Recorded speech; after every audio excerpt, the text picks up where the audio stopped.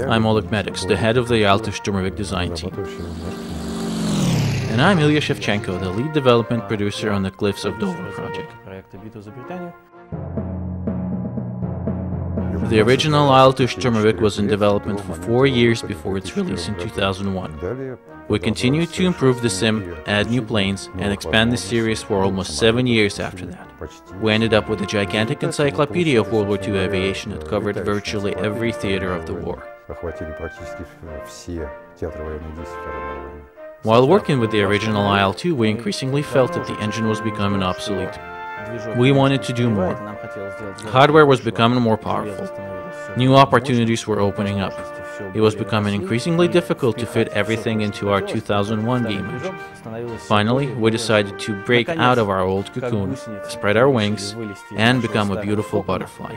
We created a brand new game engine from scratch, taking absolutely nothing from the old IL-2 except for our experience. We have brand new physics, brand new artificial intelligence, and a completely new graphics engine that supports all the cutting-edge features that the old IL-2's engine simply could not handle.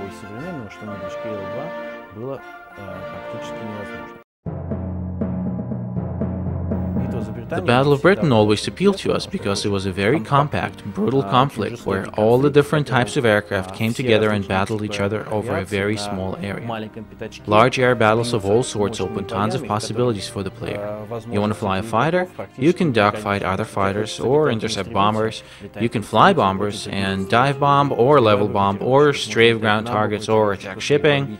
In short, virtually every aspect of the 6 years of World War II are available here in one single compact battle.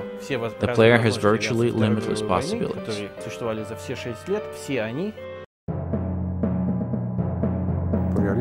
I can say this about the realism. We tried to make this game as realistic as possible on current cutting-edge hardware.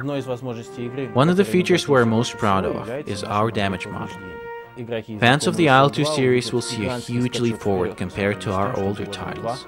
Remember that the damage model in IL-2 was always considered the most advanced, the most detailed, and the most realistic. Despite the fact that the old IL-2 was released 10 years ago, even to this day no World War II combat sim has come out with a damage model that approaches our 2001 release. Cliffs of Dover will bring us up to date to 2011 standards. Each plane is modeled in such intricate detail that you will see the hit of each round in the exact spot it hits, and virtually everything, every rivet, every spar, the entire internal structure, they're all right there. The in-game round that hits a specific spot will cost the exact result as a real round fired at a real aircraft. Some of our more complex planes contain more than 300 individually damageable components. Each of them has an effect of some sort on the plane's performance. That perhaps may not be apparent when you're the one firing at another plane. You won't notice that you took out the oxygen supply to the pilot or, I don't know, punctured the hydraulics line or damaged the radio. You won't see an immediate effect from outside, but all of them will become extremely important when you're the one being shot at. When you're flying and a burst hits your plane, you'll see tons of little messages on your screen. This has been destroyed, that has been damaged, and that will greatly affect how you fly. Compared to the old IL-2, which had about 30 damageable components. Cliffs of Dover, as I said earlier, has planes with over 300.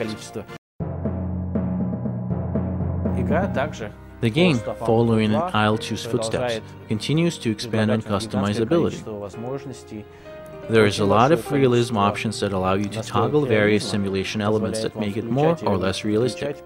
If you are new to flight sims, you can disable complex engine management, spins and stalls, and so on, and fly a nearly arcade game, where it's nearly impossible to stall or crash. You can of course turn off vulnerability completely so enemy rounds won't damage you, and you can fly into the ground and bounce right off and keep on flying. And therefore you can fly and fight without worrying about the complexities of the simulation. Or if you're already an ace, with more flying experience you can turn everything on and worry about all the intricacies of physics as a real-world pilot would. Additionally, you can create your plane's paint scheme, change your pilot's appearance, change the shoes he's wearing, the helmet, and otherwise take your idea of what you would look like in World War II and turn it into your in-game persona and your plane. That, of course, is most important in the multiplayer mode, where they can recognize you by your uniform, where you can place the medals you've earned in your jacket, and so on. Our game world took a huge amount of research to create. We tried to find, and we did find, real combat maps from 1940 and used them to meticulously recreate the area. The size, the amount and types of buildings, various landmarks, all that works to create an impression of really being back in time. Lots of research was also conducted into the flight models of all aircraft, and that started before the original IL-2 was released. We continue to expand on it, and the best research and the ideas that we developed previously were used to create a next-level simulation in the cliffs of Dover. All the objects, aircraft, ground vehicles, ships, even buildings, are based on the real aircraft, vehicles and buildings that existed in England and France of 1940. The detail built into all the vehicles, aerial and ground, is something we're extremely proud of. We set a new standard compared to anything possible with our older titles. And as you know, the old IL-2 was always considered the pinnacle of attention to detail. Our aircraft are extremely detailed. Every rivet, every panel line is exactly where it was. Our cockpits are also more detailed than anything ever done in a World War II flight set. Ground vehicles are modeled at a level unprecedented for the genre. Our tanks and trucks and other stuff is at a level acceptable for a first-person shooter. You can walk up to it and see it from a perspective you would never have while flying above it at 300 miles per hour, and you'll see all those rivets and panel lines, openable doors, detailed interiors, and so on. All that is done to allow the series to grow. We want the vehicles we've built in 2011 to still work in 2015 and to continue to be used in our future releases.